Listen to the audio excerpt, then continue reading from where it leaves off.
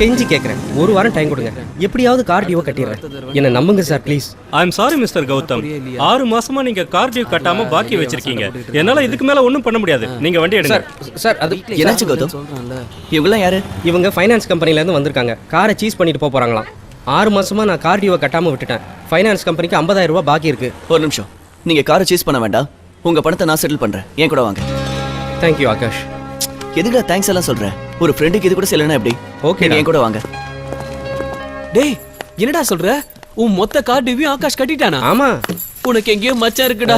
ஏனுங்க, நீங்களும் ஆகாஷ பார்த்து நல்லது கத்துக்கங்க. உங்களுக்கு அந்த அண்ணன் தானே உதவியா இருக்காரு. அவரு நினைக்கும் போது எனக்கு பெருமையா இருக்குங்க. ஆனா ஒரு விஷயம் மட்டும் எனக்கு புரிய மாட்டேங்குதுங்க. 4 மூச்சோட இந்த மனுஷன் அந்த போனு கடையிலேயே முட்டை விட்டுட்டு இருக்காரு. சம்பாதிக்கிறதுலாம் எங்க போகுதுன்னு கேக்குறேன். மொத்த பணமும் எங்க போகுதுன்னு என்ன கேளுமா, நான் சொல்றேன். கொஞ்சம் மூடி சும்மா இருக்கியா? கடன் வாங்கி தான் கடை ஆரம்பிச்சிருக்கேன். அதை மாசம் மாசம் திருப்பி கட்ட வேண்டாமா? இது உனக்கே புரியல, இந்த பட்டிக்காடுக்கு புரியுமா? இன்னைக்கு நான் இதுக்கு ஒரு முடிவு கட்டி ஆகணுங்க. வீட்ல ஃப்ரிட்ஜ் கேட்டு போய் 10 நாள் ஆகுது. சரி பண்ணி கொடுங்கன்னு கேட்டா இந்த மனுஷன் செவனேன்னு கிடக்குறாரு. சாயந்தரத்துக்குள்ள புது ஃப்ரிட்ஜ் வரலன்னா இந்த மனுஷனுக்கு சோறு தண்ணி கிடையாது, அப்புறம் படுக்கையே வெளியதான். எம்மாடி தனலட்சுமி, உன் ஓட்ட வாயை முடிக்கிட்டு போய் ஒரு கிளாஸ் பால் கொண்டு வா. வேலை வேலைக்கு பால் வேணும்னா ஒரு எரும மாட்டை வாங்கி கொடுங்க. அதான் நீ இருக்கியே. மாப்பிள, ஃப்ரிட்ஜ் வாங்குறதுக்கு ஒரே நாள்ல 20,000 ரூபாய்க்கு என்னடா பண்ண போற? டேய் மச்சி, நேத்து ஆகாஷ் கிட்ட இருந்து நீ ஆட்டைய போட்ட, இன்னைக்கு முடிஞ்ச வரைக்கும் நான் புடிய போறேன். புது ஃப்ரிட்ஜ் வீட்டுக்கு வருது பாரு.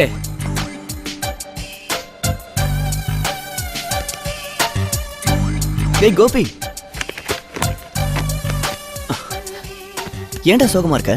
டேய் ஆகாஷ், நான் உன்கிட்ட ஒரு உதவி கேட்டு வந்திருக்கேன். நீ மாட்டேன்னு சொல்லக்கூடாது.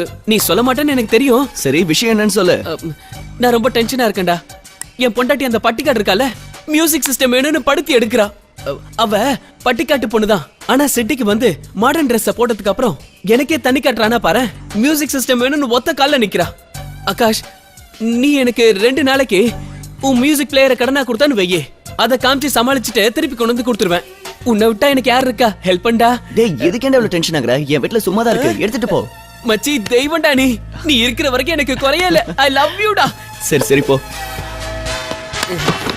இந்த மாதிரி இழிச்ச வாய் இருக்கிற வரைக்கும் நம்ம பாடு கொண்டாட்டம் தான். சொல்லுங்க சார், என்ன வேணும்?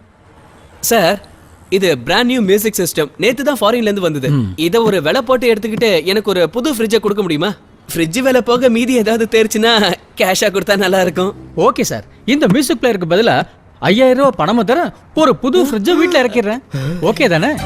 உங்களை நான் என்னமோ நினைச்சேன், இருந்தாலும் உங்களுக்கு பெரிய மனசு. மச்சக்காரன்டா நீ. ஃப்ரிட்ஜோட சேர்ந்து பணமும் கைக்கு வருது. ஓசி வாங்கின மியூசிக் பிளேயரை கொண்டு வந்து கடையில வித்துட்ட. இப்ப நம்ம ஆகாஷ் இந்த மியூசிக் பிளேயரை திருப்பி கொடுன்னு கேட்டானா? கேக்கட்டுமே. அவன் கேட்டுக்கிட்டே இருப்பான், அவன் கேட்கறத நான் கேட்டுக்கிட்டே இருப்பேன்.